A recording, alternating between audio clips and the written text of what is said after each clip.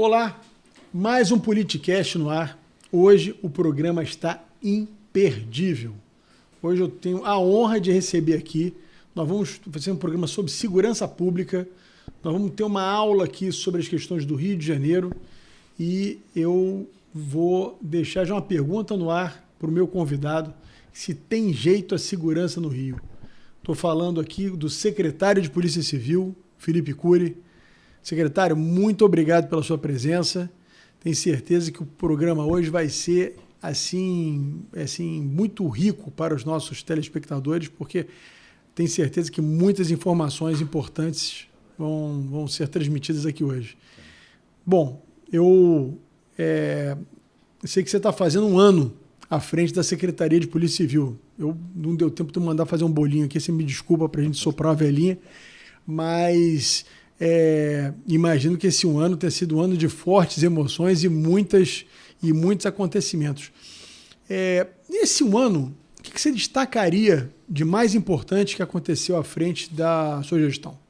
Bom, Rodrigo, primeiramente, muito obrigado pelo convite, uma honra estar aqui no seu podcast. Obrigado pela oportunidade. E justamente nesse período em que a gente está completando um ano à frente da Secretaria de Polícia Civil, eu acho que é uma oportunidade de estarmos mostrando aqui para os seus assinantes, né, para os seus telespectadores aqui que acompanham o podcast, enfim, a todos que vão assistir, um pouco do nosso trabalho. Bom, vamos voltar um pouquinho lá atrás.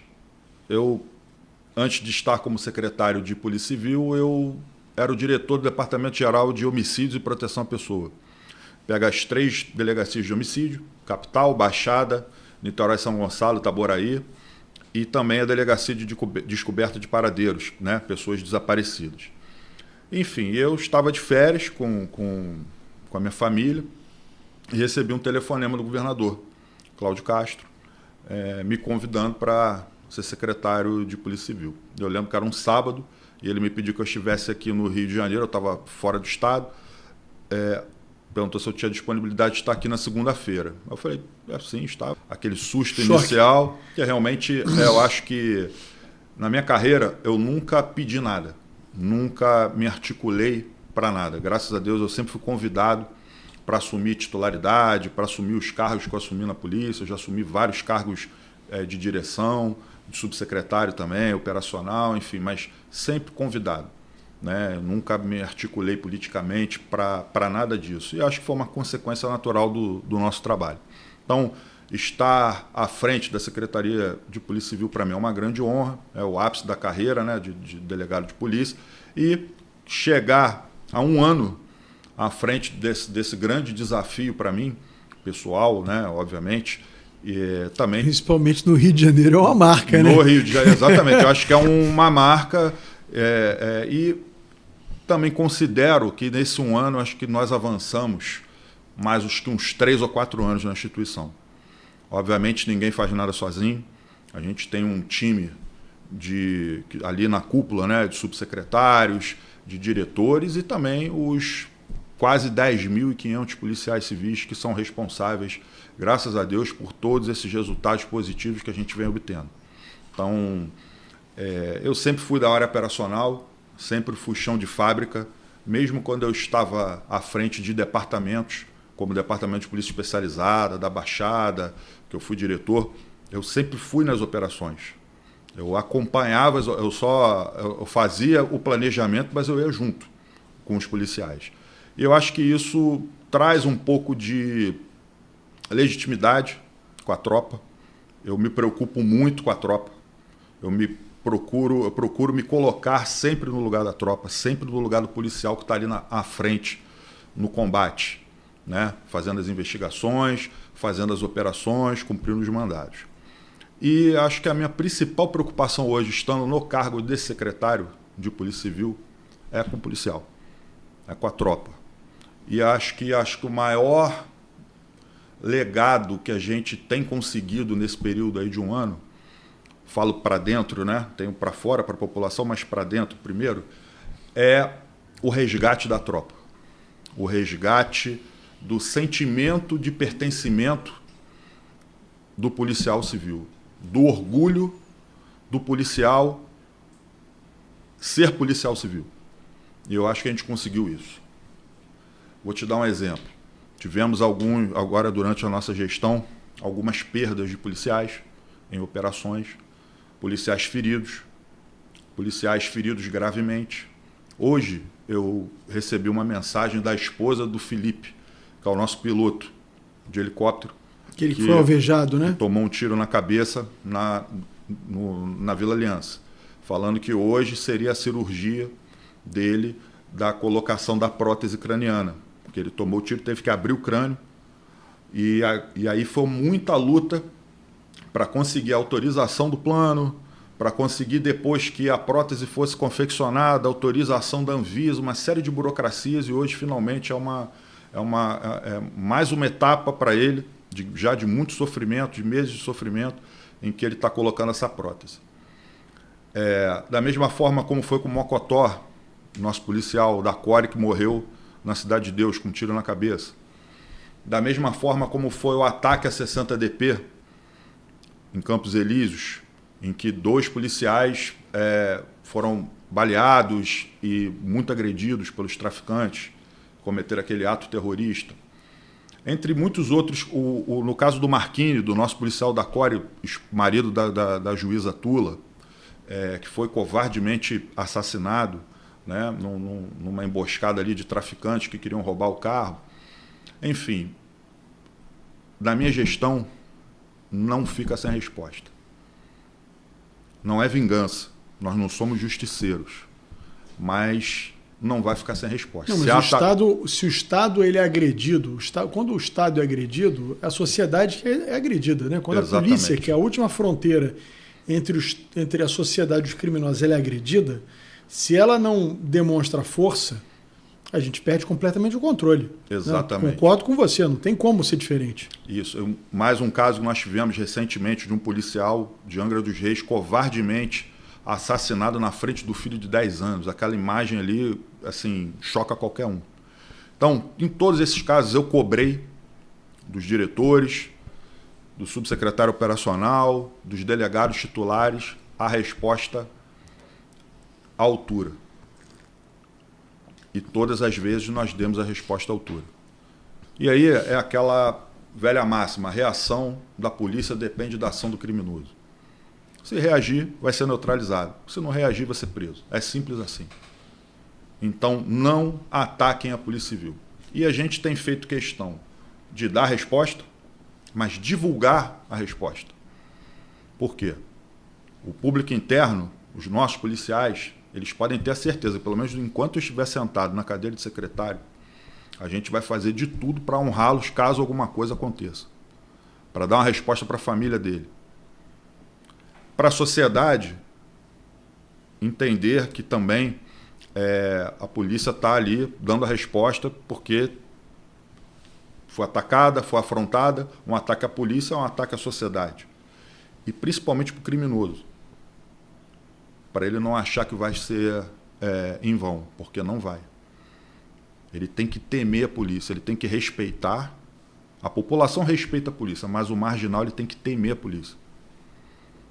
Não é justiçamento, mas a gente vai atrás. Todas essas ações de respostas que nós fizemos foram todas respaldadas com inquérito policial, com mandados de prisão, com trabalho de inteligência. Nós fomos lá. Agora, a opção pelo confronto foi deles, não foi nossa.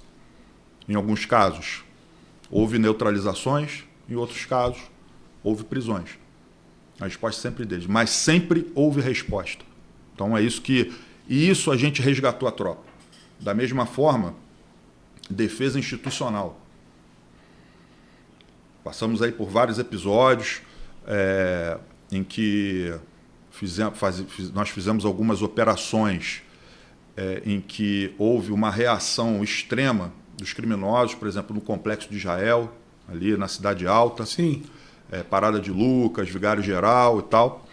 Onde... Ali ainda estava vigente aquela famigerada DPF 635, exato, né? Exato. E aí, quando nós fizemos uma operação, na verdade foi até uma operação da Polícia Militar primeiro, depois nós fizemos uma conjunta com eles, depois fizemos uma só nossa, em que os marginais deliberadamente atiraram de dentro para fora da favela na direção do trânsito para matar pessoas que não tinham nada a ver com a operação, justamente para fazer com que a polícia saísse dali, porque a gente estava chegando muito perto da liderança, que era o Peixão.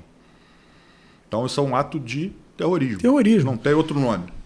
Mas é isso que eu queria te perguntar, secretário Cury. Eu vejo esses movimentos, muitas vezes, de direitos humanos, criticarem a polícia, porque a polícia matou não sei quantas pessoas. Você vai ver, todos os caras ali estavam portando armas de guerra. Não, a maioria desses casos, a grande maioria, portando armas de guerra.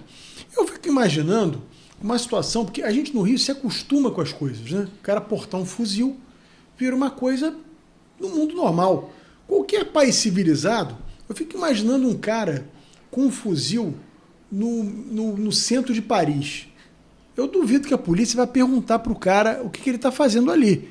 Esse cara, primeiro a polícia vai atirar para neutralizá-lo, porque esse cara está com uma arma de guerra, né? Não é uma arma de defesa pessoal. Uma pistola, um revólver é uma arma de defesa pessoal. O cara que está com um fuzil no meio da rua, esse cara está com uma arma extremamente perigosa para qualquer pessoa em volta. Então, tenho certeza que nesse caso a polícia na França iria primeiro atirar para neutralizá-lo, e ele seria tratado como um terrorista, efetivamente. Por que aqui no Brasil a gente não trata esses casos, essas pessoas que estão com um fuzil no meio da rua, como terroristas? Porque é o que eles são, na verdade, né? Infelizmente, aqui no Brasil, a gente tem uma questão da bandidolatria. Pessoas que demonizam a polícia e acham que o criminoso é coitadinho, vítima da sociedade. A opção do criminoso estar portando uma arma de guerra é dele. Não é porque ele é vítima da sociedade, porque ele não teve oportunidade, ou porque, enfim, o crime é escolha. Não é vitimismo, né? Pelo menos essa é a minha opinião. Sim. Então, o cara que está portando uma arma de guerra, o simples fato dele estar portando um fuzil, ele já é uma ameaça iminente a qualquer policial ou a qualquer pessoa que esteja transitando por ali no entorno dele. Porque se ele fizer um disparo, ele vai atingir alguém. Então, a partir do momento em que ele é uma ameaça iminente, ele já pode ser neutralizado. Então, e isso está na lei, na nossa legislação, né? A legítima defesa é muito clara, a ameaça atual ou iminente. Então, isso não tem dúvida. Agora, o que tem por trás disso tudo é esse discurso de narcoativistas, pessoas que defendem o criminoso, que romantizam o crime. E justamente isso vem nessa questão da defesa institucional que eu estava falando anteriormente. A gente mudou a nossa estratégia de comunicação. Polícia, fala polícia como um todo, mas eu estou falando da polícia civil. A gente sempre apanhou muito calado. E estando certo. Sim. E isso era uma coisa que eu via, que me incomodava muito. E eu falei, olha, enquanto eu estiver como secretário, eu não vou apanhar calado. E eu conversei muito com o governador Cláudio Castro sobre isso. Falei, governador, eu preciso mudar completamente a minha assessoria de comunicação. A gente tem que ser estratégico. A gente tem que combater as falsas narrativas anti-polícia. A gente tem a guerra contra o criminoso, mas a gente tem a guerra informacional. A gente tem que atuar nas duas frentes. Às vezes a gente faz uma operação polêmica, uma operação complicada, com muita resistência, com muito confronto. Só que às vezes o pós-operação é pior do que a operação. Porque aí vem a guerra das narrativas. Só que agora a gente realmente está dominando a narrativa. Pautando ao invés de ser pautado. Então, eu me lembro, em janeiro desse ano, a gente fez uma operação no Complexo do Alemão, uma operação muito grande. A Polícia Civil, Polícia Militar, Complexo do Alemão, Complexo da Penha. Aquela troca de tiros enorme. E eu dei uma entrevista ao vivo para o Bom Dia Rio, onde começaram a questionar. E assim, a gente foi invertendo todas as narrativas. Ah, mas cadê o trabalho de inteligência? E eu falei, olha, você sabia que quanto mais inteligência nós tivermos numa área conflagrada, mais confronto eu vou ter? A lógica é inversa? Não, mas como assim? É claro, se eu sei onde o criminoso está, ele está cercado de seguranças, né, de pessoas fazendo a segurança dele, a contenção dele. Você acha que eu vou chegar lá, porque como disco voador, vou abduzir ele e ninguém vai ver? Não. Agora, o trabalho de inteligência funcionou. Eu sei exatamente onde ele está. Agora, para chegar até ele é que é o problema. E aí, para chegar até ele, o mundo vai acabar. E é por isso que tem esses grandes confrontos. Então, a gente vai começando a dominar a narrativa e quebrar essas narrativas antipolícia. Ah, não tem inteligência, polícia é truculenta, polícia é isso, polícia é aquilo, não tem plano de segurança, não existe um projeto de segurança. O problema é a quantidade de achismo, né? O problema é que tem uma quantidade de filósofos que se dispõem a serem comentaristas de segurança pública, que é uma barbaridade. Né? E falam as maiores besteiras do mundo. O Brasil, a gente tem 200 milhões de técnicos de futebol e de especialistas em segurança, né? Porque todo mundo acha que sabe. Mas vai lá na hora fazer. Não sabe. Não adianta.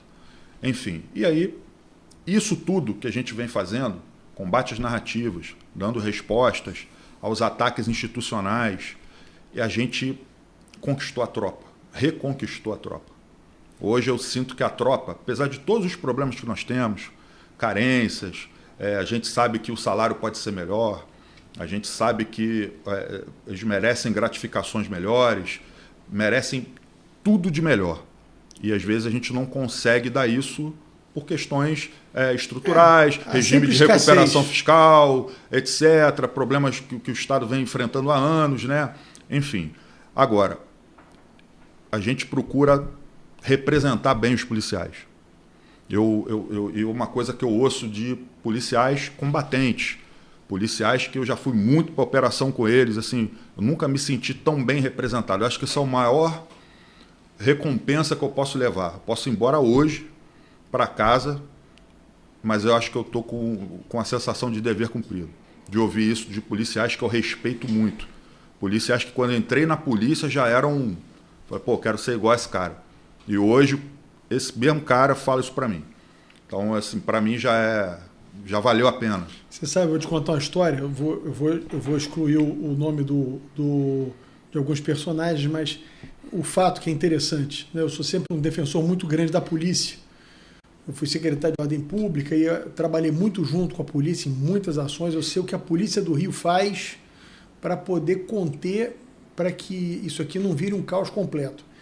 E eu lembro que um empresário aqui do Rio de Janeiro, há muitos anos atrás, décadas atrás, ele contratou uma turma da Mossad, ex-Mossad, Serviço Secreto Israelense, para montar um plano de segurança aqui no Rio, que ele queria presentear o governo do estado com um plano de segurança feito pela Mossad. E os caras chegaram aqui, foram ali na Rocinha, quando eles olharam a Rocinha, ele falou, vocês entram aqui? A polícia consegue entrar aqui? Aí, não, a gente entra aqui, a gente faz operação aqui dentro, então não tem o que fazer de plano nenhum, você já sabe mais do que a gente não consegue entrar no lugar desse aqui não. Olha, eu dei uma Essa é a Polícia do Rio. A Polícia do Rio ela enfrenta adversidades que talvez os exércitos mais bem treinados do mundo não consigam enfrentar. Deixa eu falar uma coisa. Recentemente eu dei uma entrevista, saiu hoje no Globo, de 1 ano, né, da nossa gestão. E eu falei justamente isso. Falei, olha, vocês podem chamar o FBI, a Scotland Yard, a CIA, o Mossad, pode chamar até a NASA para fazer o plano de segurança do Rio de Janeiro. Não vai adiantar nada. Polícia nenhuma do mundo faz o que a polícia do Rio de Janeiro faz. Até porque o que nós fazemos não é trabalho de polícia. Já é uma coisa que exorbita, que supera o trabalho de qualquer polícia. Você pode chamar a polícia de Israel, que ela não vai fazer o que a gente faz. Quem faz lá é o exército de Israel. No México, quem combate os cartéis é a Marinha, as forças especiais da Marinha. Colômbia também, a polícia é muito pouco, quem combate é o exército. Com todo aquele aparato, Black Hawk, etc., armamento de última geração e tal. Hoje a polícia do Rio, as polícias do Rio estão muito bem equipadas. Nós temos um dos melhores salários do país, mesmo com toda a dificuldade. Nossos salários eram bem ruins. A gente teve um upgrade muito grande aí desses últimos 5 anos do governador Cláudio Castro. Temos, como eu falei, temos ainda muita coisa que melhorar, mas já melhorou muito. A Polícia Civil sofreu um processo de sucateamento em que nós chegamos a ter 7 mil policiais. Hoje, a gente está com cerca de 10.500, ainda estou com quase 500 alunos agora na Cadepol, E estamos brigando aí, agora mandamos 2 projetos de lei, né? O governador mandou nossos de reestruturação do quadro da Polícia Civil, e aí a gente tem a esperança de também poder chamar os investigadores, porque hoje está vedado pelo regime de recuperação fiscal, mas com essa mudança legislativa a gente acha que vai conseguir as vacâncias para chamá-los. Enfim, estou falando tudo isso porque eles vêm para cá, os policiais de outros países, e eles não acreditam no que a gente faz. Então, uma vez eu lembro que eu até emprestei para a Core, quando eu era delegado titular da DRE, emprestei um blindado, que o blindado deles estava em manutenção, para eles darem uma volta com os policiais da Suíça.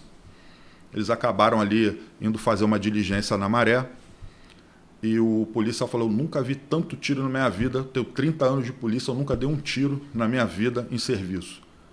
Eu acho que toda a minha vida nunca vi tanto tiro no mesmo dia como eu estou vendo aqui agora. Então, assim, é outra realidade completamente diferente. Por isso que eu falo, polícia nenhuma do mundo faz o que a polícia do Rio de Janeiro faz. Nem a dos outros estados. Então, é o que eu falo. Por isso que eu acho que nós somos a melhor polícia do mundo. Agora, eu te pergunto, secretário Cury, nós temos visto nos últimos anos, você acabou de relatar, que o governo do estado tem feito um investimento grande na polícia, resolvendo, inclusive, problemas crônicos, né, e tem equipado e capacitado a polícia para o enfrentamento ao crime. Nós temos visto também que alguns índices criminais estão com índices historicamente bem baixos, homicídio, enfim, tem uma série de crimes que nos últimos anos caíram bastante. Mas a sensação de insegurança da população é muito grande. Né? Estou falando algo que é notório para todos nós. A gente conversa com as pessoas na rua. Na sua avaliação, o que falta para a gente reduzir essa sensação de insegurança da população? Essa coisa do sujeito andar na rua. Eu sou réu, confesso. Minha mulher tem um filho pequeno, o carro dela é blindado. Não anda sem um carro blindado. Da minha mulher levando criança para a escola às 7 horas da manhã. Né? Porque imagina, se um cara vai roubar lá num sinal ali, faz o que com a criança de 2, 3 anos de idade? Então, assim, o que você acha que falta para a gente poder, o carioca, o fluminense, se sentir mais seguro na sua cidade? O maior desafio é justamente tirar essa sensação de insegurança. Como você bem falou aí, nós estamos com índices de criminalidade historicamente os melhores da série histórica. Índice de homicídio. Quando eu entrei, há um ano atrás, nós estávamos com um grande problema de roubo de veículos e roubo de carga. Estavam todos explodidos. Hoje nós estamos com os menores índices da série histórica, desde 92, de veículo e carga. O carga acho que é 94. Enfim, roubo de rua caiu drasticamente. O único indicador, porque roubo de rua pega roubo de coletivo, rouba transeunte, roubo de aparelho de telefone celular. O único que ainda está um pouco... Fica no verde, fica no vermelho, é o roubo de aparelho de telefone celular, mas a gente está com uma operação, depois eu vou falar dela aqui, que já está começando a impactar positivamente nisso. Então, qual o grande problema? Legislação. Nós temos no Brasil uma legislação penal e processual penal branda e leniente. Nesse ponto que eu queria chegar, queria te introduzir essa pergunta, eu estava guardando essa pergunta para te fazer agora. A sensação que eu tenho é que a polícia fica andando com um pano de chão, né? Porque a polícia enxuga gelo o tempo inteiro. Você prende e daqui a pouco esse cara está solto. Você prende esse cara daqui a pouco está solto. Assim, eu acho até que você poderia dar números, né, secretário, tivesse alguns números, porque é um negócio impressionante. A gente ouve falar, volta e meia sai na imprensa, o cara com 18 passagens na polícia está assaltando na rua. Outro dia foi um cara, se não me engano, morto ali no acesso à Ponte Rio-Niterói, foi assaltar um sargento da PM que estava de folga, foi alvejado e morreu. O cara parece que tinha 108 passagens pela polícia, um negócio inacreditável. Como é que esse cara pode estar na rua? Né? É um pouco isso. Vocês se sentem assim, meio frustrados de trabalhar tanto para você prende o cara, daqui a pouco você está prendendo o cara de novo, mesmo cara. Todo mundo fala, a polícia enxuga gelo. Se a gente não enxugar o gelo, todo mundo aqui morre afogado. É verdade. Então, infelizmente, a gente tem que enxugar o gelo.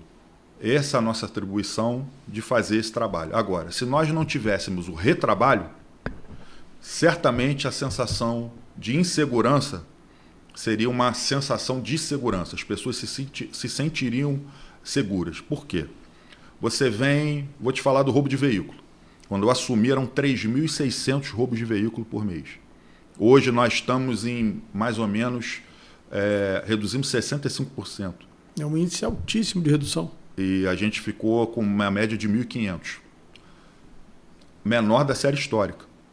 Pô, mas 1.500 é muito roubo. Você vai em qualquer país, aí vai para Portugal, você tem 1.500. Eles nem sabem o que é roubo de veículo. Tem um furto e tal, mas o roubo, pessoa armada ali, eles não sabem nem o que é isso. Então, é importante dizer, as coisas estão melhorando, significa que estejam boas, né? Mas estão melhorando. Mas por que a gente ainda tem 1.500 roubos e não consegue descer esse número desde 1992? A legislação branda e leniente. É o prende e solta. Essas pessoas... Nós temos uma operação chamada Operação Torniquete, que foi uma operação que eu criei quando eu era diretor de Polícia Especializada, justamente para reduzir os roubos de veículo e de carga. Na época a gente reduziu muito também. E aí quando eu assumi, eu reeditei a Operação Torniquete, só que agora no âmbito da Polícia Civil toda. E aí a gente está tendo esse resultado, obviamente, do trabalho da Polícia Militar e tal, mas a gente tem um trabalho muito focado em investigação. A gente desbarata as organizações criminosas, porque quem rouba carro e carga aqui, veículo e carga no Rio de Janeiro, não são quadrilhas especializadas. São as facções criminosas de traficantes que já têm na sua estrutura criminosa pessoas especializadas nesse tipo de crime, porque o veículo e a carga são muito rentáveis. Hoje em dia o tráfico, a venda da droga não é mais tão rentável. É isso que a gente chega lá. Isso mudou muito o cenário. E aí agora esses veículos, por exemplo, eles roubam os veículos para cobrar o resgate. Então eles roubam um SUV de 300 mil, cobram um resgate de 10%. A pessoa vai lá, paga 30 mil. Tem inclusive algumas cooperativas, empresas recuperadoras que já têm esse vínculo com o tráfico. A gente fez uma investigação muito grande nisso, desbaratamos várias, e por isso que a gente vem reduzindo, né, atuando na estrutura. A parte de lavagem de dinheiro, a gente só de parte de roubo de veículo e de carga, a gente já bloqueou mais de 100 milhões de reais. E a gente vem atuando na estrutura dessas facções criminosas que fomentam a prática desses crimes. Então foram mais de 600 presos nesse um ano. Desses 600 presos, 66% são reincidentes específicos, ou seja, habituais. Já tinham roubado outros cargos e outras cargas. Em veículos, em roubo de veículos e de cargas. Por isso que não reduz, porque esses marginais, eles ficam em média um ano e meio presos. Daqui a pouco o cara sai e volta a roubar de novo. É preso, sai, volta a roubar de novo. Até que acaba num desfecho desse. Ele acaba morrendo num confronto, né? Enfim, com a polícia ou o policial de folga ali reagindo ao crime. O que a gente precisa acabar no Rio de Janeiro, e obviamente em todo o país, no Brasil, é o retrabalho. Hoje, nós fizemos a maior operação de combate a tráfico de animais silvestres do país, da história do país. Operação São Francisco, na nossa Delegacia de Proteção ao Meio Ambiente. E uma coisa interessante, os delitos, um animal doméstico, um cachorro ou um gato, a pena é de 5 anos, se você faz algum maus tratos, alguma coisa. Um animal silvestre, um primata, uma arara, enfim, 6 meses. Crime de menor potencial ofensivo. E com aquelas medidas... são as incongruências que nós temos na legislação. Então, assim... E aí, foram 45 presos, mais de 1.000 animais resgatados, né, recuperados e tal, foram apreendidos, e que muitos já com muito debilitados ali, outros...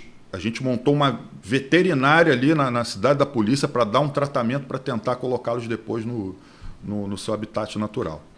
E aí, qual é o grande pano de fundo disso? Os presos, reiteradamente, já com várias passagens pelos mesmos crimes.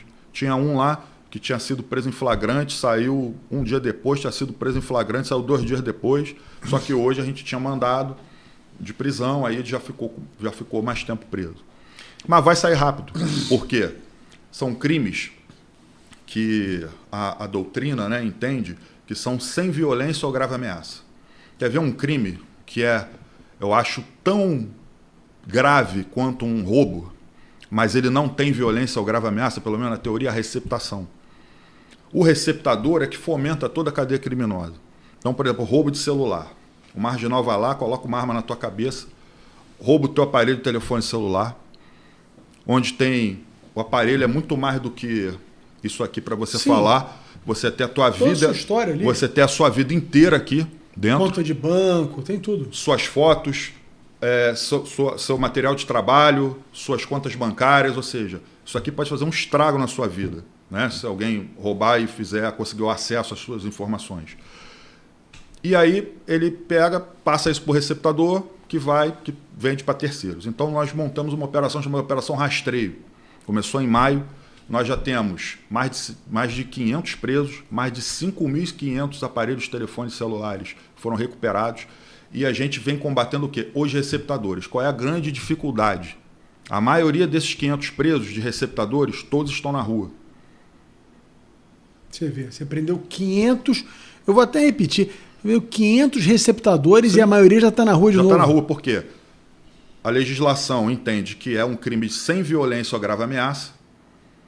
A pena também é menor, geralmente menor de 4 anos. Quando é o receptador qualificado, que às vezes ele exerce ali atividade comercial, mesmo que seja de forma informal, é de 3 a 8, mas tem essa questão de não ter violência ou grave ameaça. Ou seja, ele vai para a rua em pouco tempo. E continua fazendo a mesma coisa. É um retrabalho sem fim. Na operação de hoje, na Operação São Francisco, nossa, de tráfico de animais, nós tivemos uma policial baleada. Graças a Deus, sem gravidade. Mas é o que eu falo. Por quê? Esses marginais... Você sabia que o tráfico de animais é a 4ª atividade ilícita mais rentável no mundo? Não sabia. Nós temos o tráfico de drogas, tráfico de armas, tráfico de pessoas e depois o tráfico de animais. 20 bilhões de euros por ano. Que loucura. Isso mundial. É muito dinheiro. Então, é a 4ª atividade ilícita mais rentável para o crime organizado.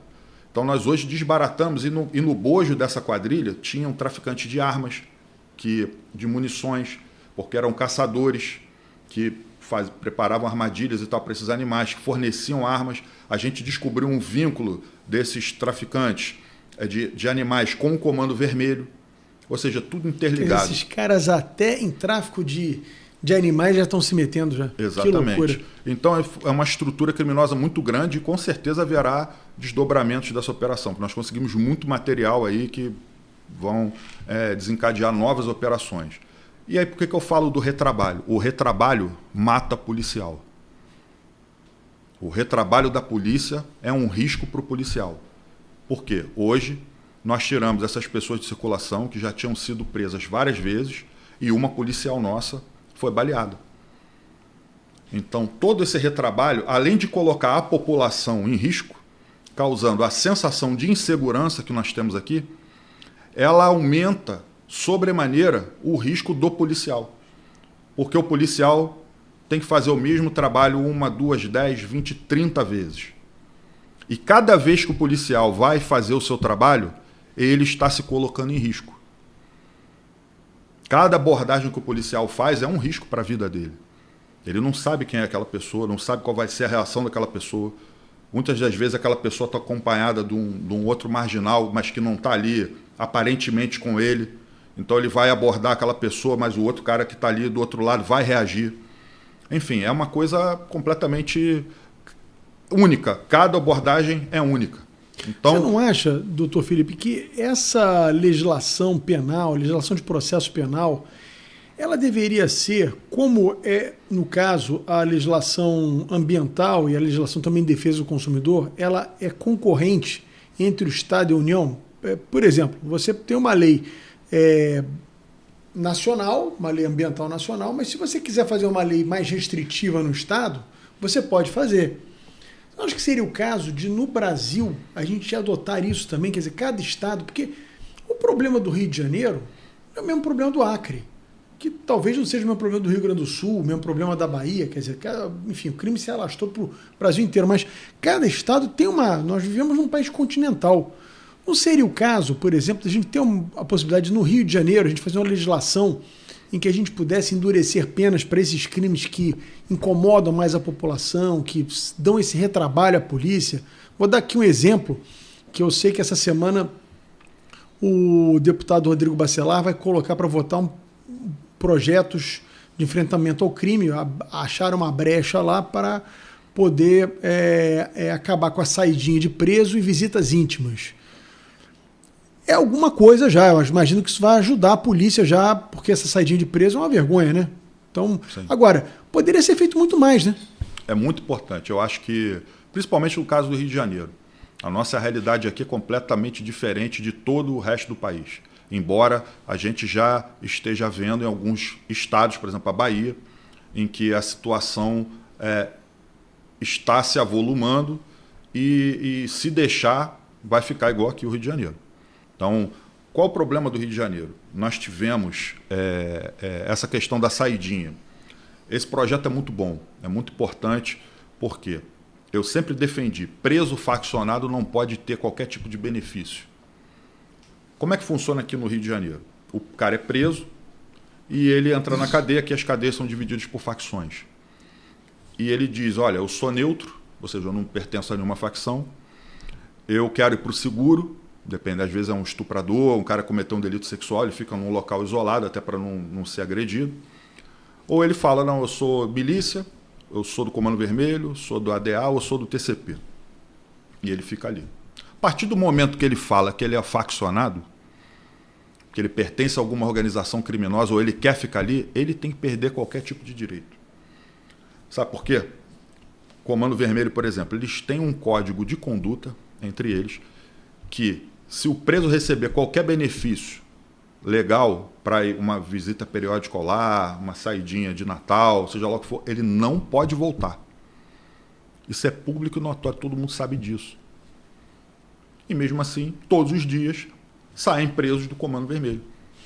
Porque a lei permite. Então são coisas simples. Ninguém aqui está falando, se roubar tem que cortar a mão, tem que cortar a perna, não é nada disso. Mas são reformas simples da legislação que vão fazer com que não vale a pena. O crime é igual um negócio. Eu vou te chamar para você montar um negócio, olha, vamos montar uma padaria, a chance da gente ganhar dinheiro aqui nesse local é de 90%. É isso. Quer botar o teu dinheiro aqui para a gente ganhar dinheiro? Muito provavelmente você vai botar. Agora eu vou te chamar, vamos montar padaria aqui? Acho que é muito difícil. Você não vai botar o seu dinheiro. É igual o criminoso, ele faz a mesma análise.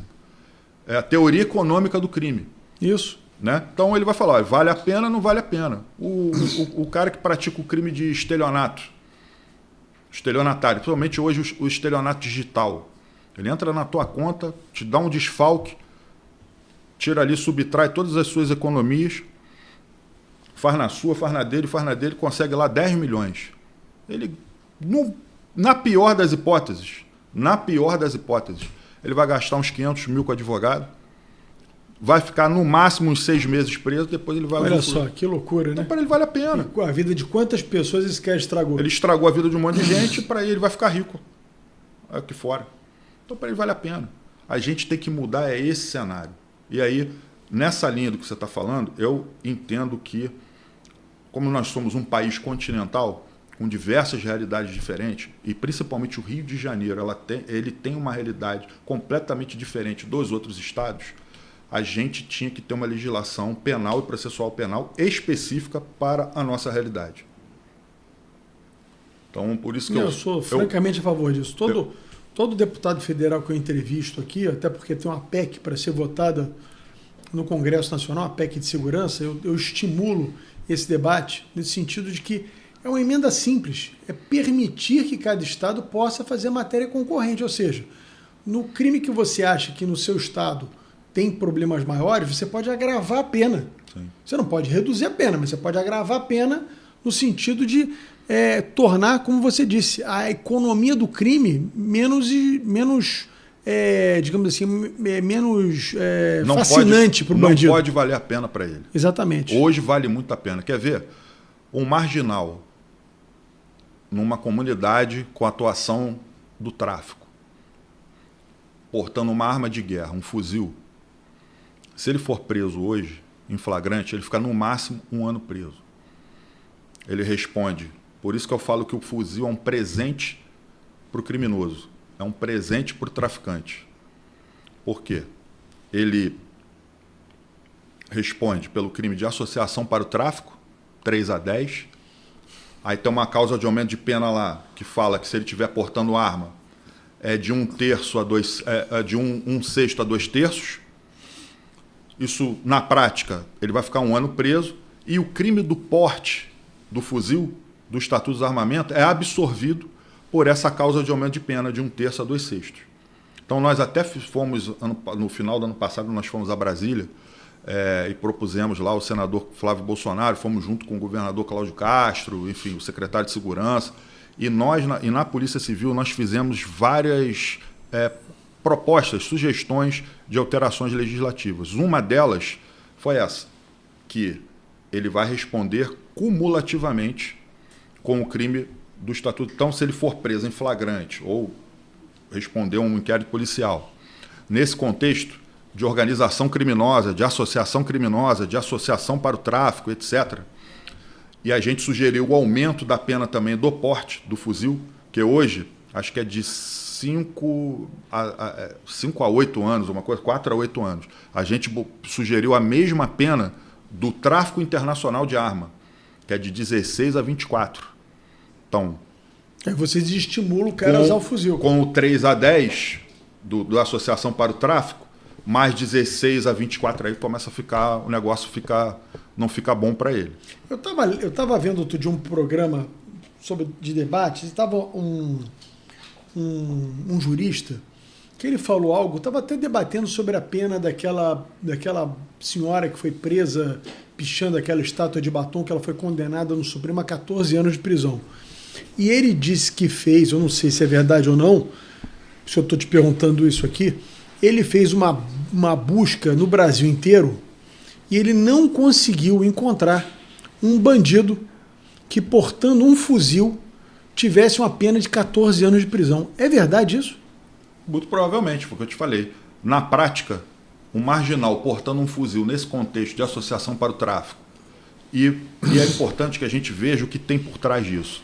O marginal portando um fuzil numa comunidade, ele está oprimindo milhares de moradores que moram ali, que são pessoas decentes, pessoas do bem, trabalhadores e que não têm outra opção a não ser morar naquele local, porque não tem condições. Então são pessoas oprimidas por marginais, que colocam barricadas, extorquem dinheiro dessas pessoas, porque hoje o tráfico faz a mesma coisa que a milícia. Além de vender droga, o tráfico está explorando todos os serviços, internet, água, telefonia, gás, crime. transporte Aliás, tinha que ser alternativo. tipificado esse crime que não existe de domínio de território, né? Sim. Porque o que eles fazem isso é aquela história hoje. Antigamente tinha um certo romantismo que você, legalizando as drogas, você acabar com as quadrilhas e enfraquecer. Hoje, foi o que você disse, o tráfico hoje é um dos negócios desses caras. Esses caras dominam o território. E outro dia eu recebi aqui o meu xará, o Rodrigo Pimentel, ele disse que até pão esses caras estão vendendo agora. Tudo, é porque eles pegam até o trigo, a farinha, e eles estão dominando a venda disso, ou seja, você tem que comprar os insumos para fazer o pão com as quadrilhas. Até isso. Ou seja, é uma atitude de máfia. Né? Então, é o que eu falo, a droga, nem todo mundo usa droga.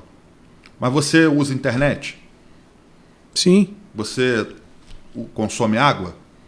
Você consome gás? Se você está numa região dominada... Você consome energia elétrica? Então, pode legalizar, pode fazer o que quiser, não vai mudar nada. Isso é uma grande mentira. Guerra às drogas. Não existe guerra às drogas. Isso é uma grande falácia, uma grande mentira que a gente tem que... Mais uma falsa narrativa aqui que a gente tem que desmistificar.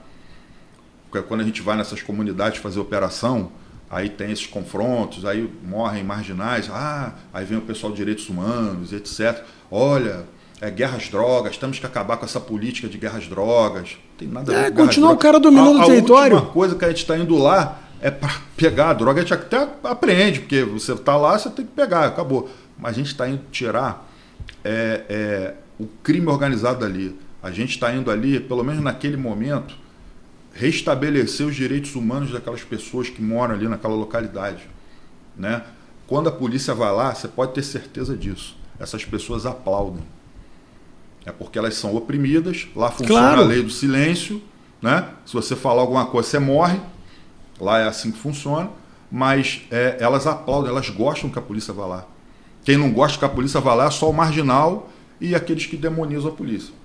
Outra coisa que o Rio de Janeiro é um negócio, assim, a nossa elite é muito responsável também, aí eu falo com muita propriedade, porque eu conheço muita gente que pensa, que pensa dessa forma.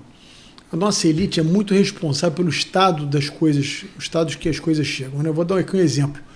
Não é você criminalizar o funk em si, mas quando você vê um personagem como aquele Uruan, que vocês prenderam de forma muito assertiva, porque o que ele estava fazendo é apologia a traficantes, escondendo traficantes, pelo menos o que eu vi e li no jornal, foi isso. Quando você vê um sujeito desse sendo chamado para tocar no Rock in Rio, você vê que tem alguma coisa de errado. A nossa sociedade está podre. Porque como é que você idolatra um sujeito? Não é porque ele é filho do Marcinho VP. Ele poderia ser filho do Marcinho VP e ser um sujeito sensacional. Não existe hereditariedade no crime, né? Eu não julgo um filho por conta do pai ou vice-versa. Agora, o que notoriamente ele faz, tanto é que quando ele foi preso, ele foi lá e escreveu que era do CV. O Comando Vermelho. Você não acha que dificulta também um pouco o trabalho da polícia, essa nossa elite que romantiza o crime da forma que romantiza? Quer dizer, um sujeito desse que não é um artista, é um criminoso, ser tratado, que as pessoas tratando como se fosse uma coisa do aparelho policial, criminalizando o funk, enfim. A gente viu muita expressão, né? Pessoas até usando bonés aí escrito assim, MC não é bandido. E nem todo MC é bandido, verdade, né? Mas nós tivemos aí 2 casos esse ano na Polícia Civil em que são casos sui generis. Um que deu muita polêmica e esse caso aí que você acabou de mencionar. Então, só que em ambos os casos nós provamos que eles eram um instrumento de propaganda do Comando Vermelho, uma facção criminosa. Muito mais do que qualquer arte. E eles falam, é o artista periférico, é o jovem da favela que deu certo e que ficou rico e que agora vocês estão querendo criminalizar. Nada disso. O que a gente vê aí é uma questão chamada narcocultura. E a narcocultura, ela vem lá do México, dos narcocorridos, que são as músicas que eram feitas pelos cartéis mexicanos, justamente para introjetar ali nas crianças e nos adolescentes essa cultura do cartel, enfim, e na população em geral. Aqui, trazendo aqui para a nossa realidade, a narcocultura nada mais é do que um instrumento de propaganda e de cooptação de crianças e adolescentes por meio de uma suposta arte periférica, como gostam de chamar, enaltecendo uma facção criminosa e colocando essas pessoas como se fossem exemplos enfim, exemplos para toda a sociedade. Justamente porque eles não são exemplo. O exemplo é quem? É o pai, é o professor, sim, é o médico, é a mãe trabalhadora ali que sai todo dia, né? Enfim, o policial que está indo lá defender essas pessoas. Agora, o cara que está indo cantar, que só canta em favela com a atuação de uma determinada facção, no caso, o Comando Vermelho. Ele não pode dar show em outra favela, rival. Que coloca na letra dele que tem que dar tiro na polícia, que o cara do TCP tem que morrer, né? Que a mulher também instigando o uso de drogas, uso de armas, enfim, sexo entre crianças ali e adolescentes. A gente vê isso tudo nesses bailes, né? Nesses eventos. Então, são eventos produzidos pelo crime organizado, que são instrumento de propaganda do crime organizado e que também tem todo um esquema de lavagem de dinheiro do crime organizado. Nós provamos isso numa investigação que nós fizemos, em que o baile da Escolinha, que era uma localidade no Complexo do Alemão, chefiado por um marginal que acabou morrendo, que era o Felipe da Silva Gregório, conhecido como professor, que era o chefe da fazendinha de uma localidade do Complexo do Alemão, em que um desses supostos cantores, né, MCs, fazia parte do esquema de lavagem de dinheiro ali. Com uma produtora, ou seja, com 250 milhões de reais que foram bloqueados. Nossa, 250 milhões? De movimentação financeira. Então não é arte periférica, é crime. E aí vem toda essa falsa narrativa, olha, ele é um cantor, ele venceu na vida, ele é isso, ele é aquilo. Só que ali, ele não está dando voz às pessoas da comunidade. Por que ele não canta, então? Por que ele não fala da barricada? Por que ele não fala do marginal de fuzil que oprime o morador na letra dele? Por que ele não fala? Por que ele não dá voz aos oprimidos ao invés de dar voz aos opressores? Uma hipocrisia enorme. Sim. É uma grande hipocrisia. Então, essas duas operações que nós fizemos, e no caso desse último aí que você mencionou, além de tudo isso, ele frustrou uma ação legítima do Estado. A gente não estava nem indo lá para prendê-lo. Os policiais estavam na rua da casa, a área pública, esperando o alvo sair da casa para abordar. Quando o alvo saiu, que era um menor de idade, que embora sendo menor de idade, praticava uma série de roubos de veículos, ladrão quanto mais de veículo, e aí estava com mandado de busca e apreensão em aberto, e o pessoal foi lá para prender. E aí veio o falso artista, tacando pedra, frustrando a ação do Estado, e quase atingiu uma pedra enorme, quase atingiu a cabeça, esculachando o delegado, e a gente não pode permitir isso. Claro que não. E a gente não vai permitir isso. E aí tem toda a guerra da narrativa que eu te falei. Tem a ação propriamente dita, operacional, e tem o pós-operação. E é nisso que a gente está atuando também. Então a gente conseguiu, Bethlen, furar a bolha. A gente está conseguindo atingir pessoas que sequer acompanhavam o trabalho da polícia, ou que só acompanhavam notícias negativas da polícia. E com esse trabalho todo que a gente vem fazendo de comunicação, principalmente nas nossas redes sociais, mostrando o outro lado da coisa, mostrando o nosso lado, mostrando que a gente é certo, que a gente está trabalhando certo, sem depender da mídia tradicional, isso está mudando muito a visão das pessoas. Isso está melhorando muito a imagem da Polícia Civil. E acho que isso também é um grande legado que a gente está deixando. Resgate da tropa, como eu te falei antes, e o resgate da nossa imagem para a população. Mostrando para a população que não é bem, às vezes, o que é veiculado na mídia. Porque tudo estoura em cima da polícia, né? Como eu te disse, eu sou um grande defensor da polícia aqui, não é defensor seu ou de alguém especificamente, digo da instituição, porque eu sei o que a polícia trabalha e eu sei o quanto é difícil e o quanto é frustrante você prender o mesmo cara 10 vezes, 15 vezes, 20 vezes. Eu acho que a população está percebendo e está começando a cobrar dos seus legisladores que muda a legislação. Achar que a polícia vai resolver todos os problemas, não vai, não tem como, não tem jeito. Se não mudar essa legislação leniente com crime, esse absurdo, eu achei um absurdo tão grande que eu te perguntei. Quer dizer, uma mulher que pichou lá de batom estátua, 14 anos preso. Você vê um sujeito que porta um fuzil, que pode matar não sei quantas pessoas na rua, esse cara não tem um caso no Brasil, segundo esse jurista. Na prática, 1 ano preso. Quer dizer, uma loucura, entendeu? Uma coisa completamente insana a legislação penal no Brasil. Eu queria te fazer uma outra pergunta e até saber se já está alguma coisa nesse sentido. A gente vive num mundo da inteligência artificial hoje em dia. Um mundo completamente tecnológico, né? Que você não precisa estar num lugar hoje.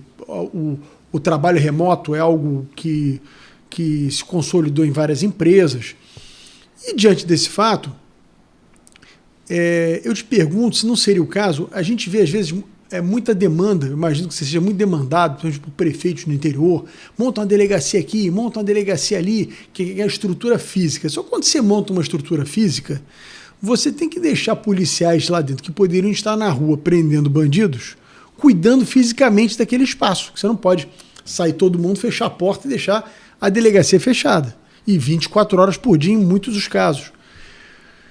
Pergunta, algum projeto já na Polícia Civil, algum plano para se adequar tecnologicamente, né, esse novo mundo que nós estamos vivendo, porque você precisa cada vez menos da delegacia física, para o cara ir da parte ali, quer dizer, o cara ter que ir na delegacia da parte de algum crime, para que você possa ter mais policiais para investigar, enfrentar, enfim, prender os bandidos? Temos sim. Inclusive, até saiu uma matéria recentemente, a gente tem o nosso registro de ocorrência online.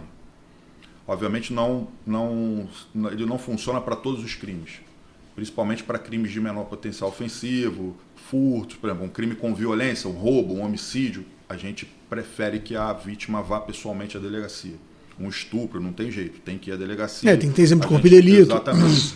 São crimes mais graves que a gente tem que dar uma atenção pessoal, tem uma série de perguntas que a gente tem que fazer, uma série de diligências, e aí não. Agora, outros crimes, na verdade, são a maioria dos registros que nós fazemos, as pessoas já podem fazer de forma online. Só que a gente está aperfeiçoando muito isso. O sistema da Polícia Civil, que já foi vanguarda lá atrás, hoje está obsoleto. Só que nós já estamos em andamento produzindo internamente, na nossa própria TI, no nosso próprio departamento de TI, um sistema novo que já tem vários módulos, né, em andamento. Até o final do ano ele vai estar totalmente pronto. E nessa linha do atendimento digital, do atendimento online, nós vamos inaugurar agora, em breve já está pronto. Eu estou só vendo a questão de agenda do governador, a DEAN Online, Delegacia de Atendimento à Mulher Online. Justamente para aquelas vítimas que não têm como se deslocar até uma delegacia para fazer o seu registro. Vítima de qualquer tipo de crime. E aí a gente vai estar abrindo uma exceção, que às vezes a mulher foi agredida, ela está, por exemplo, dentro de uma comunidade, mas ela do telefone celular dela vai poder fazer contato com a delegacia, registrar a sua ocorrência, passar os dados mínimos ali. Ali a gente já vai conseguir fazer a solicitação das medidas protetivas, encaminhamento dela, o documento de encaminhamento dela para o IML, se for o caso, se ela for agredida e tal, e dar a continuidade à investigação sem que ela precise estar fisicamente em alguma unidade policial. Isso a gente vai aumentar, obviamente, o acesso dessas pessoas a um crime tão grave que vem crescendo, infelizmente, que é o crime de violência doméstica e combate em que as mulheres são vítimas. E a gente está ampliando essa questão dessa rede de atendimento online e digital para esses outros crimes, dando um tratamento melhor. A Polícia Civil hoje adquiriu o maior sistema, tudo que você possa imaginar, de reconhecimento facial, inteligência artificial, o software israelense mais moderno do mundo, e a versão mais moderna do mundo nós adquirimos agora na nossa gestão de extração de dados, de telefones, análise de informações de telemática e etc. Tudo isso a Polícia Civil hoje tem, e tudo isso nós adquirimos agora na nossa gestão. Não faltou investimento, por isso que eu falo que o governador Cláudio Castro ele tem investido pesado em tecnologia, em inteligência, em pessoal, em armamento, em viaturas, a gente está com licitação já praticamente pronta, em blindados mais modernos, né? Realmente é o que eu falo hoje, depois de um ano, nós temos uma nova Polícia Civil. Inauguração de novas unidades. Eu estou descentralizando as delegacias especializadas, regionalizando as investigações. Então nós já inauguramos a DRE, DRFA, que é a de automóveis e veículos, e a de roubos e furto de cargas na Baixada. Agora, até final de outubro, novembro, a gente vai inaugurar Niterói, São Gonçalo, região dos Lagos, as mesmas unidades, todas em conjunto com as delegacias de homicídio da Baixada e a delegacia de Niterói, São Gonçalo de homicídio, porque todos esses crimes são interligados. Então, eu estou colocando todas essas unidades juntas para que nessas regiões elas se falem, troquem informações de inteligência. Quem mais mata no Rio de Janeiro é o tráfico. Mais de 60% dos homicídios, tráfico ou milícia. E aí quem rouba carro no Rio de Janeiro é o tráfico. Quem rouba carga no Rio de Janeiro é o tráfico. Então, estou pegando a Delegacia de Repressão Entorpecentes, Delegacia de Roubos e Furtos de Cargas, Delegacia de Roubos e Furtos de Automóveis, Delegacia de Homicídios da Baixada, Niterói, São Gonçalo, região dos Lagos. Estou colocando todo mundo junto para se falarem de forma regionalizada.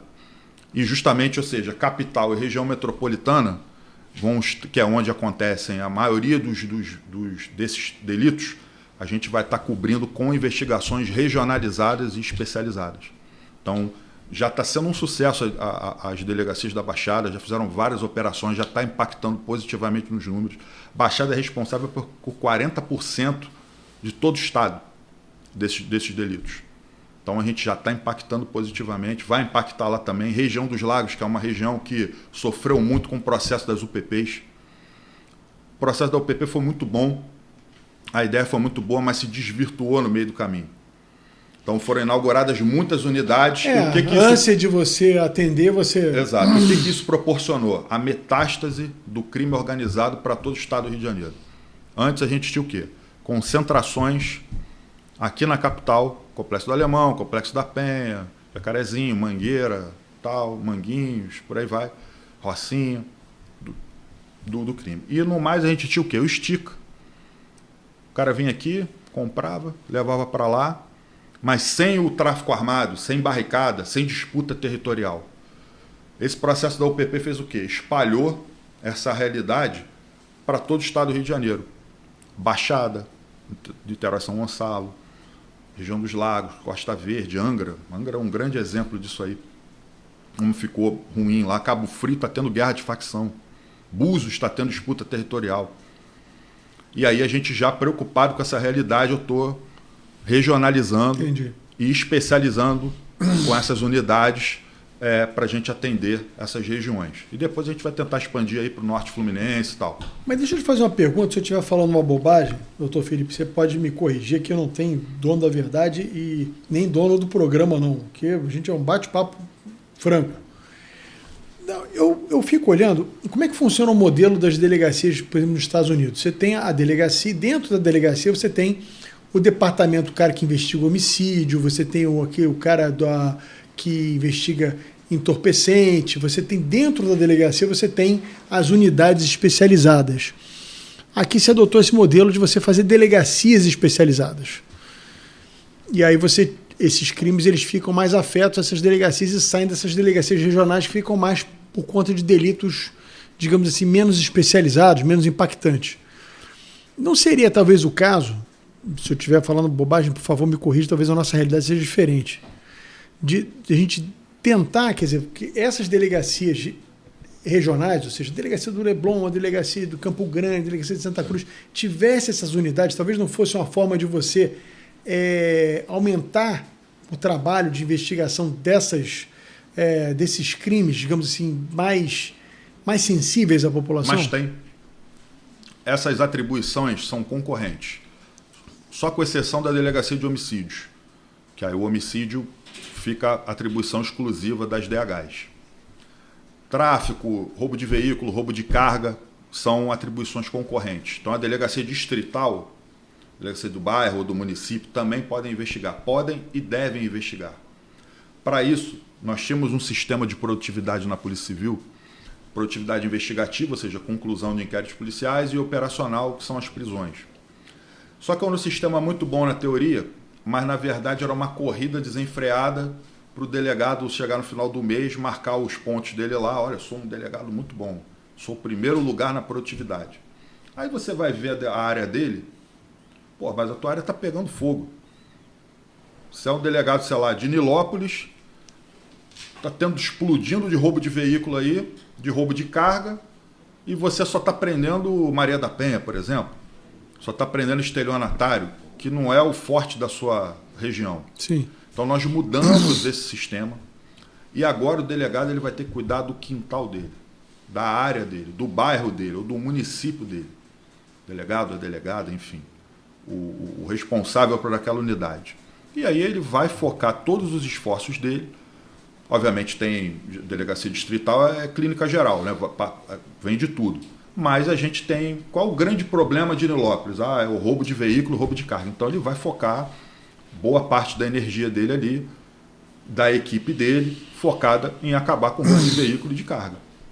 Copacabana, qual o grande problema de Copacabana? O estelionato, né? Golpes em idosos, o furto. Então o delegado de Copacabana vai atuar nisso. E assim vai. Então isso tem dado muito certo. E também a gente passou a medir os delegados na gestão da unidade. Às vezes o delegado é muito bom, prende pra caramba, só que a unidade dele está de cabeça para baixo. Os bens apreendidos sem dar destino, aquela zona toda administrativa. Então ele tem que ser um bom gestor também da unidade. Então agora a gente criou uma produtividade chamada produtividade global. E isso está desde janeiro vigorando e tem sido muito sucesso, tem dado muito certo. E a gente tem notado que cada um está cuidando do seu quintal, cada um está cuidando da sua área. E para que servem as delegacias especializadas? Crimes de maior complexidade. Elas são responsáveis pelo quê? As grandes operações, as grandes investigações mais complexas, que justamente tem que ter uma equipe mais especializada naquele assunto ali. E o resto, agora o tráfico do bairro, o crimezinho do dia a dia, a distrital cuida. Entendi. Toma conta dela. E aí a gente, adequando esse sistema de produtividade, realmente a gente está conseguindo atuar no foco do problema de cada região, de cada bairro, de cada município e numa escala macro com as delegacias especializadas. Entendi. Porque a minha preocupação era o cara, não, isso aqui não é problema meu, porque tem uma delegacia de repressão entorpecentes, então não vou tratar disso aqui. Da mesma forma, os crimes de internet. O Rio de Janeiro estava muito atrasado nas investigações dos delitos de internet. A gente tem a nossa DRCI, Delegacia de Repressão dos Crimes de Informática, mas que atendia assim, olha, minha vizinha me xingou pelo Instagram. Aí ia lá, coisa que qualquer um hoje tem a obrigação de saber investigar, qualquer delegacia. Então, nessa reestruturação que nós estamos fazendo na Polícia Civil, nós inauguramos, quer dizer, já está no papel, no decreto, agora já está em fase de implementação na cidade da polícia, a divisão de repressão a crimes cibernéticos. Dentro dessa divisão vem a DRCI, Delegacia de Fraudes Digitais e um núcleo de inteligência cibernética. Só que a DRCI não vai mais atender esses crimes corriqueiros. Mais de ofensa, mais de coisas que... Qualquer delegacia tem obrigação de saber. Hoje em dia, o cara que não sabe investigar um crimezinho qualquer pelo Instagram, não pode estar ali. Não pode ter que se atualizar. E aí realmente a gente vai investigar as fraudes, grandes fraudes digitais, que também são responsáveis por bilhões e bilhões de reais aí, de prejuízo. Nós fizemos na Polícia Civil 2 workshops. Um workshop no início do ano de fraudes digitais em março e um agora chamado Conexões Seguras. De fraudes digitais, nós chamamos todas as instituições bancárias. Fizemos ali um network muito bom entre os investigadores, a inteligência, com o pessoal da segurança, né? E parte cibernética de todas as instituições bancárias. Já tem sido um sucesso. Hoje a gente tem uma agilidade enorme na obtenção de informações para a investigação. É um canal direto com essas instituições financeiras. E o Conexões Seguras, com tudo que você possa imaginar. Mercado Livre, iFood, Uber, tudo que você possa imaginar desses outros segmentos em que nós utilizamos muito nas investigações, não posso entrar muito detalhe aqui, mas que também nos ajudam muito no nosso trabalho. E aí cresceu o network, fizemos aí muita inclusive acordos de cooperação técnica com essas instituições, e hoje a gente tem a informação na palma da mão. E nessa questão do sistema da Polícia Civil que eu te falei anteriormente, está sendo todo modernizado, hoje, como é que funcionava? Era uma senha para cada coisa. Então, eu quero pesquisar aqui, eu tinha que ter 300 senhas. Agora, com o nosso sistema todo novo, e a gente tendo acesso a todas essas informações, eu, com uma senha, com um botão, eu pesquiso tudo daquela pessoa. Tudo, inclusive convênios com cartórios, tudo que você possa imaginar, a gente vai ter ali na palma da mão. É um sistema completamente... Informação é tudo, né? E aí com inteligência artificial, com análise de vínculos, a gente tem um software de reconhecimento facial em que nos telefones e também nas investigações, né,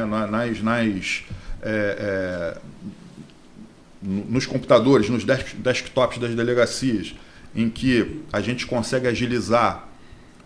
Vou te falar, às vezes tinha uma investigação com várias imagens, vários autores ali, que a gente levava meses para identificar todo mundo. Meses, 3, 4 meses. Em horas, hoje a gente identifica todo mundo. Horas. E isso está aumentando muito o que? A nossa produtividade. Qual era o grande problema? A gente ia, às vezes, fazer uma operação, sarqueava lá o marginal, cara vagabundo, cheio de passagem, mas não tinha mandado. Ou era um anônimo do crime. Não tinha passagem nenhuma, às vezes era morto no confronto, vira trabalhador, vira estudante, né? Ou um jovem cheio de sonhos, queria ser jogador de futebol, astronauta, queria ser tudo isso porque não tinha passagem. Isso aqui é o grande negócio. Por quê?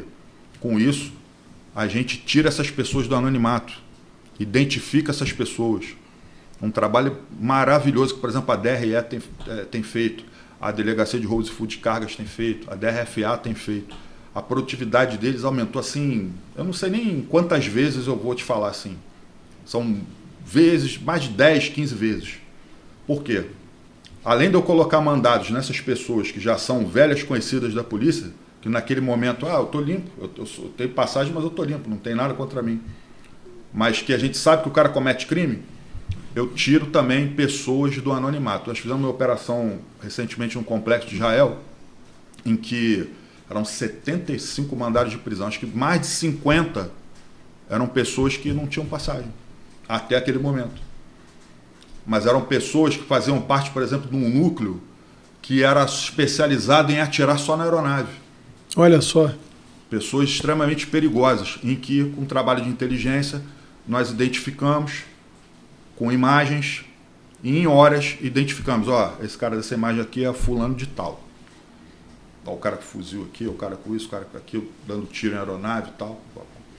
Então, tudo isso com tecnologia, com investigação, com inteligência. E aí fomos lá, fizemos a operação, foram mais de 20 presos, 8 fuzis apreendidos. E, você não prendeu todo mundo? Eu não prendi, mas o cara está com mandado. Uma hora ele vai ser preso, ou pela Polícia Civil, ou pela Polícia Militar, está identificado, ou né? pela Polícia Federal, ou pela Polícia Rodoviária Federal, enfim, não interessa. Ele vai ser preso. E se um dia for neutralizado num confronto, ninguém vai poder falar que ele era um jovem cheio de sonhos. Essa que é a grande diferença. Tudo isso com o quê? Trabalho de investigação, inteligência com tecnologia. Doutor Felipe Cury, secretário de Polícia Civil, queria agradecer muito aqui a sua presença aqui no Politicast, nosso programa. Tenho certeza que quem está nos assistindo teve aqui uma quantidade de informações importantíssimas, que hoje segurança é, digamos assim, a preocupação número 1 de todo mundo que mora no Rio de Janeiro, e as suas informações são importantes para as pessoas poderem ter ciência que a polícia está fazendo a sua parte. Não, acho que o principal, quando eu te convidei para vir aqui, foi justamente para que você pudesse expor o que eu sei que é muito difícil, às vezes na velha mídia, de expor, porque a preocupação da velha mídia é criminalizar o trabalho da polícia. E eu tenho consciência de que a polícia é a última fronteira que nós temos de defesa da sociedade. Se não tiver a polícia, babou tudo, não tem jeito. Então, queria te agradecer e franquear a tua palavra para você poder fazer as suas últimas considerações. Bethlen, muito obrigado mais uma vez pela oportunidade. Acho que é sempre importante, todo espaço que a gente tiver está mostrando o trabalho que a polícia vem fazendo. E o recado que eu gosto de passar para a população é o seguinte: não acreditem em narrativas anti-polícia. Muito bom. Olha, você que está nos assistindo até agora e gostou do programa, eu peço que você curta, compartilhe com seus amigos esse programa. É um programa importantíssimo das pessoas terem conhecimento do trabalho da polícia. E se você não é inscrito no canal ainda, se inscreva. Muito obrigado a você.